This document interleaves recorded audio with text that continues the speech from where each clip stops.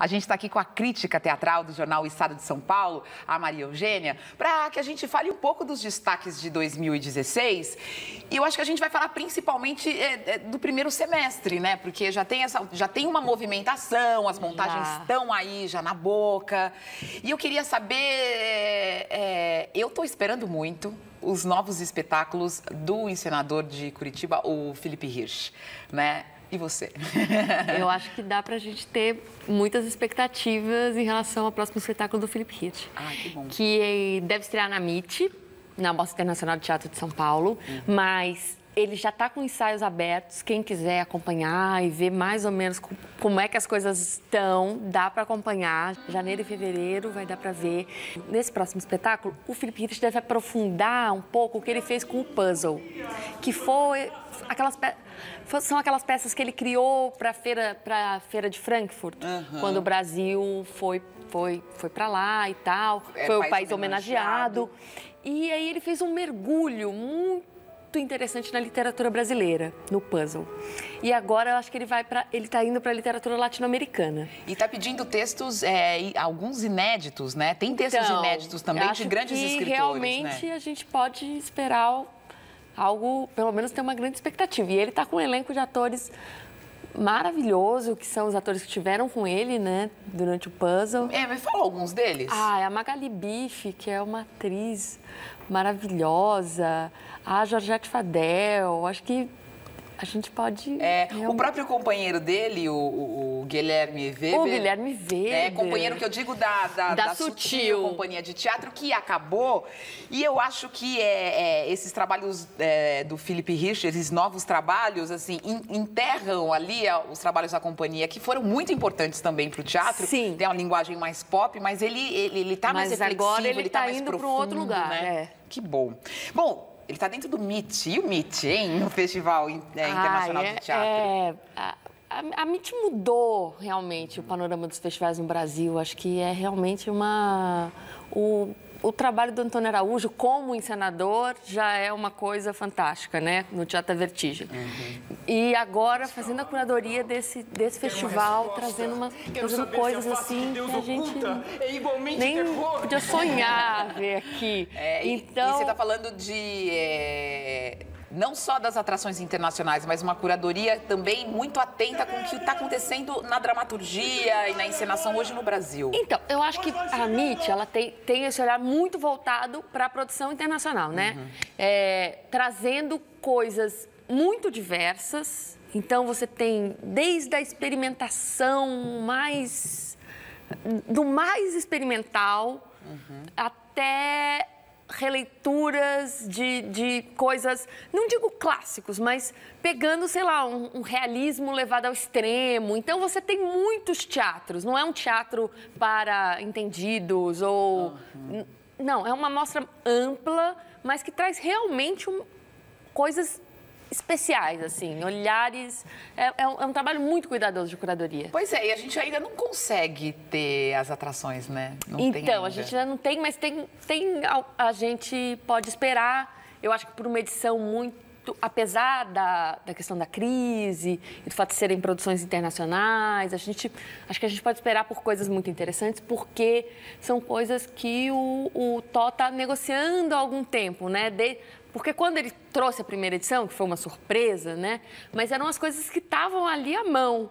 Então, acho que agora tem esse olhar, coisas que ele já deve ter amarrado ao longo desses 2 anos. Acho que a gente pode esperar uma edição muito especial. Preste atenção. E você falou aí da questão da crise, a gente também pode esperar uma redução, tanto na MIT quanto no Sesc, por exemplo, que é um outro palco que traz alguns encenadores internacionais. Eu acho que a crise, a gente pode pensar em 2 coisas. Uma é a dificuldade de captação.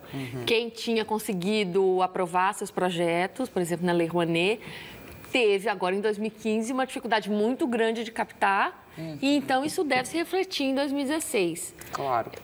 Então, a gente deve ter aí um problema das grandes produções para captar algumas coisas.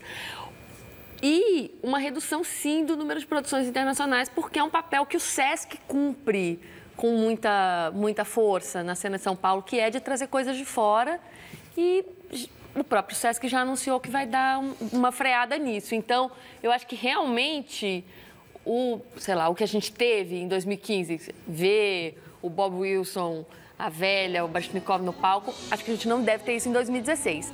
Mas eu acho que a Mitty vai trazer coisas muito interessantes pra gente. Bom, tem outro destaque aqui, que é o Paulo Miklos, que quando estreou no cinema foi, assim, um sucesso. Foi uma surpresa pra todo mundo, né? Uma surpresa pra todo mundo. Foi no Invasor, não foi? Foi. Foi no Invasor, do Beto Brant.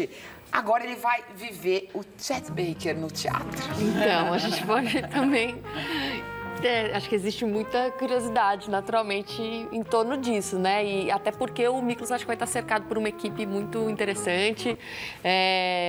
O texto é do Sérgio Roveri, então acho que... E 2015 foi um ano relativamente fraco para a dramaturgia, eu acho. Então, talvez a gente possa esperar coisas mais interessantes aí para 2016. E essa estreia do Paulo Miklos fazendo o Chet Baker. A gente vai ter outros personagens interessantes no teatro em 2016. A gente vai ter o Brigitte Bardot. Olha, já tem o nome da atriz, não, ainda, que vai interpretá-la? Eu ainda não sei, mas a gente vai ter. E também, também vamos ter Isadora Duncan no palco. Acho que também vai ser bem... A gente também pode pensar... Esperar bem por isso. Tá, bom, musicais, né? Porque musicais tem um público imenso, leva muita gente aos teatros. Tem. E eu já vi que já abriu as audições para uma Gabriela do João Falcão. Então, acho que deve ser... Talvez seja aí um musical para a gente ficar bem de olho. Primeiro porque o João Falcão tem uma mão... né, para fazer coisas muito bonitas, e ele tá realmente empenhado em achar essa Gabriela. Quem vai ser essa... Ele tá procurando essa Gabriela com empenho, exatamente. Vai ser, talvez, uma grande revelação, né, pra gente. Acho que sim, assim como a gente teve... né?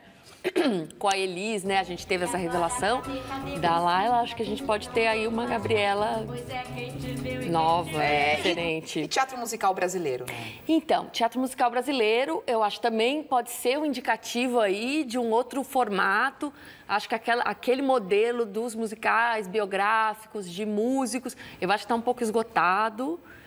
A gente não vê muito disso em 2016. A gente vai ter um musical sobre os Mamonas Assassinas e tal, mas os grandes nomes da música mais ou menos já foram. E eu acho que agora a gente está buscando um modelo, estamos em busca de um modelo de teatro musical brasileiro. Muito bem, estamos em busca de um modelo, mas já temos esse público consolidado e um teatro aí... já importado, né? E desse importado, esse Broadway, vem uma grande produção aí, para quem gosta. Vem o Wicked. O Wicked, né? Eu acho que deve ser a grande produção, assim, desse modelo Broadway em 2016. Acho que sim. E a gente também vai ter em 2016 também a abertura de um teatro novo. Um teatro muito grande, né? O Teatro Santander. E eu acho que isso também deve ser um grande palco para musicais a partir do ano que vem. Acho que... Porque a gente tem uma produção muito grande de musicais, mas a gente não tem palco para a quantidade de produção. Entendi. Então, acho que um novo teatro com estrutura, porque não é qualquer teatro que pode receber um musical, acho que também deve ampliar essa cena. Pois bem, você já conseguiu fazer uma pequena agenda, hein? E pensar um pouco sobre o teatro para o primeiro semestre do ano que vem. Maria Eugênia, a gente segue conversando o ano que vem, hein? Tá bom. Muito